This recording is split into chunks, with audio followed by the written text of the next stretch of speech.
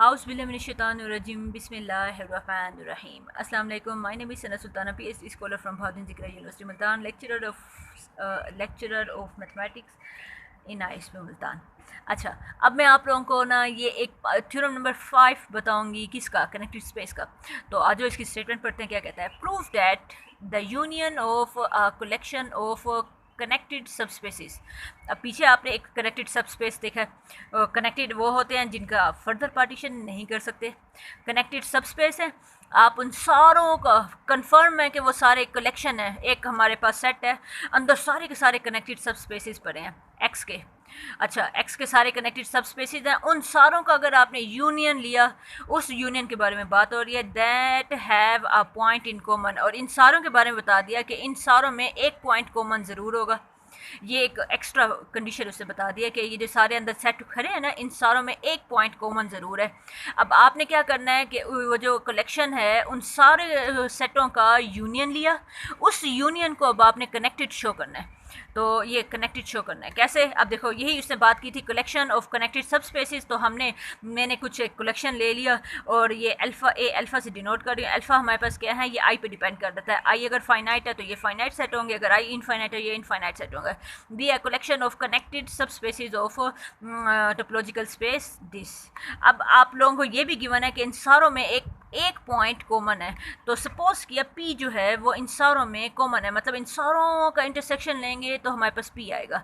Okay, ये भी बात समझ आती है। Be a common point in this. ये जितने भी हैं, ये अल्फाज बता दो, अल्फाज के बारे में बता दो, जितने भी हैं इन सारों में कॉमन है। We have to show that. अब आपने शो करना है कि इन सारों का अगर हम यूनियन लेते हैं, ये जितने भी हमारे पास हैं, इन सारों को अगर हम यूनियन लें, यूनियन लेने के बाद एक जाहिर सी बात है, सारे सेटों का यूनियन लेने के बाद कोई एक सेट बनता है। उस सेट को सपोज मैंने डिनोट कर दिया वाई से। अब आपका काम क्या है, इस y को कनेक्टेड शो करना है। वही बात, वही बहाना कि जिसको कनेक्टेड शो करना होता है, हम सपोज करते हैं क्या करते हैं, सपोज करते हैं हम इसका उल्ट लेते हैं, डिसकनेक्टेड, कि y हमारे पास क्या है, डिसकनेक्टेड है। देन देयर एग्जिस्ट, अगर y हमारे पास डिसकनेक्टेड है तो कोई से दो non empty disjoint open sets होंगे। सपोज उनका नाम रख दे सी और डी। उनका यूनियन करने से y आएगा, उनका इंटरसेक्शन लेने से कुछ भी कॉमन नहीं आएगा। अच्छा, अब आप लोगों ने पता है, आपने कहा है कि ये यूनियन, इन सारों के यूनियन में, तो अब y के बारे में बता दिया कि हमने ये डिसकनेक्टेड है y। ये देखो, ये y है, इनके दो सेट, ये y टोटल y है, ये c है, ये d है। अब आपसे कहा जाता है कि ना ये y कैसे बना था। y इन सारे जो आपके जितने भी सेट थे ना, जितने भी सेट थे, उन सारों का यूनियन लेने से y बना था। उन सारों का यूनियन लेने से y बना था। अच्छा, और ये हमारे पास क्या है, p। अब p ये कॉमन पॉइंट था, इन सब में कॉमन था, वो p है। अब p के बारे में बताया जा रहा है, p या तो c का हिस्सा होगा या d का हिस्सा होगा। अब ज़रा इधर गौर और फिक्र करने वाली बात, c और d तो बने ही कैसे हैं। इन सारों के यूनियन करने से ये c और d बने हैं। इन सारों के यूनियन करने से c और d बने हैं।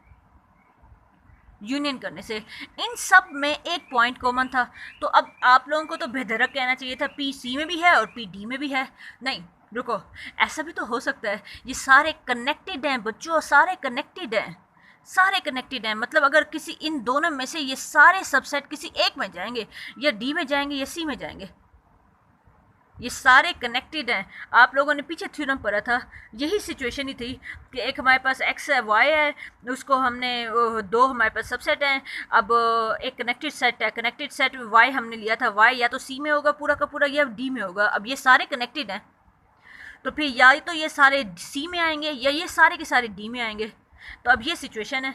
अब वो बता रहा है कि वो P जो है या तो C में है। अगर P C में है तो सारे के सारे सेट भी यहीं पर आएंगे। अगर ये P D में चला जाएगा तो सारे के सारे सेट इधर आएंगे। तो अब देखते हैं, वो सपोज कर रहा है कि वो जो P है वो C में बिलोंग करता है। और फिर मज़े की बात, तो इन सारों को बता दिया कि ये सारे कनेक्टेड हैं। तो पिछला थ्योरम यूज़ करें तो हमारे पास क्या है, हम चीख के कहेंगे ये सारे के सारे लाई करेंगे C में। ये देखो, ये सारे लाई कर गए C में, सारे।